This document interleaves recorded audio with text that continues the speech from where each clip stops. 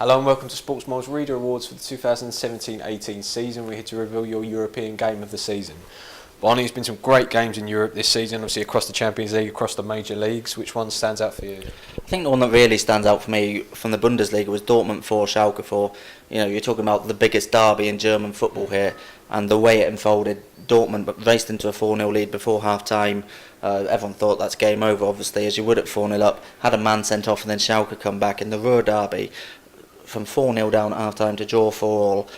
That just doesn't happen in derbies. To get the equalising goal in the 94th minute, only got back to 4-3 in the 86th minute. It was an unbelievable finale to that game. Obviously, Dortmund did have 10 men, so you got to take that into account, but to come back from 4-0 down at any stage is an incredible achievement. To do it in a derby, in your biggest match of the season, away from home, unbelievable achievement. So that one does stand out for me. You mentioned quite a few in the Champions League there. There's good ones. There's Liverpool 5, Roma 2. Obviously a very exciting game for Liverpool fans, raced into a 5-0 lead, and then the late Roma goals really gave the neutrals some hope for a good second leg as well, because you saw what they did to Barcelona. That's also in the list. They can win 3-0 against a very good team at the Stadio Olimpico, and they ran Liverpool very close in the end as well. So that had a bit of everything. You thought Liverpool might have run away with it, and then Roma gave themselves some late hope, set it up really nicely. And when you consider first legs in Champions League semi-finals are very often cagier affairs than that. They haven't been in the last few seasons, but you don't often see 7 goals in them. I think over the 2 legs it's the highest scoring European semi-final, certainly Champions League semi-final of all time. So it was completely at odds with what you usually see in the first leg of the Champions League semi-final. So that certainly deserves a mention, I think.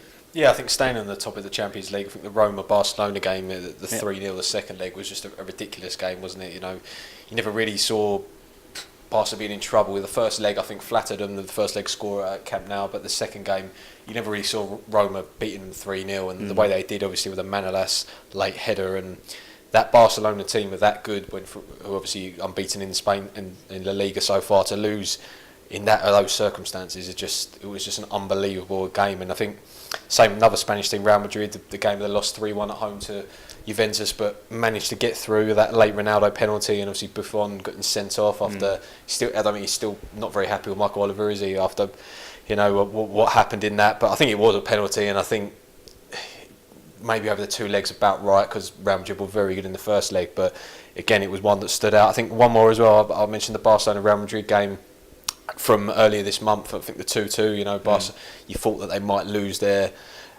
unbeaten record. Obviously, they have lost that now against Levante. Sorry, the 5-4 game.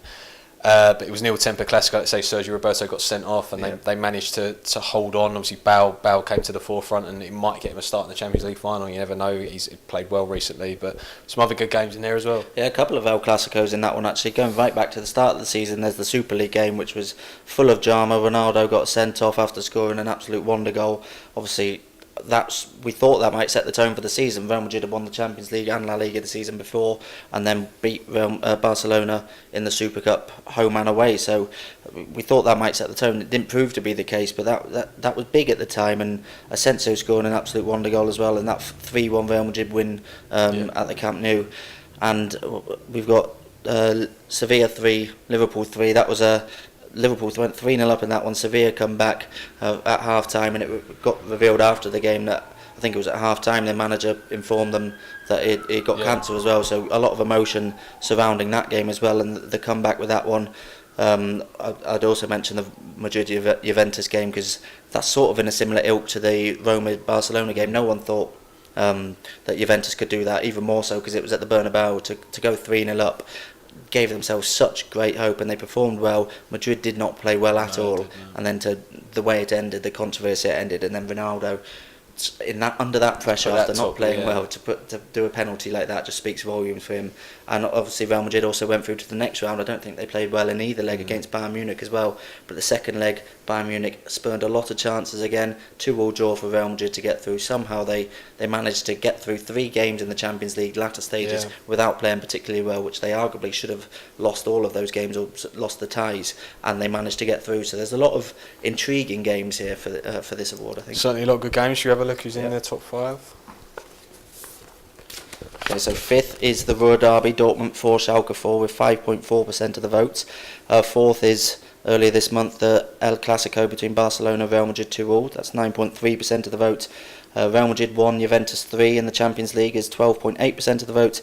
Liverpool 5, Roma 2, 22.6% of the votes in second. And top is that Roma comeback against Barcelona 3-0 in the second leg with 37% of the votes. Yeah, I think the top three ones we've mentioned in depth, wasn't it? Saying that the top five we have, you started on the Dortmund game and mentioned obviously the Clasico and the two Champions League ones involving the two Spanish clubs, which I think that's probably about right. Number one, I don't know about for you, but just because of the magnitude of the game, no one ever saw Roma beating Barcelona 3-0, and they played really well on the night, to be fair, and Dzeko was brilliant against that Barcelona defence, but probably about right, because you argue the top five. I'm not sure I could, to be honest. Yeah, I'm not sure I'd put that one top, but I fully see why it is. Everyone loves a comeback, especially one against all the odds like that one was. I think last season ours went to that Barcelona versus PSG, incredible comeback, which no one thought was possible. This was probably even more unlikely because it's Roma against Barcelona. Roma, very good team in Serie A, but they haven't performed that well domestically this season. No one expected them to get all the way to the Champions League semi-finals when they lost 4-1 in the first leg against Barcelona. Everyone's saying it's tie over. To come back with that and to do it in such a manner to stop Barcelona from scoring in the first place is a very good achievement. So I'm not surprised to see it top. It wouldn't be my personal choice, but you can't really argue with it. Don't think you can. So your European game of the season is Roma 3, Barcelona 0.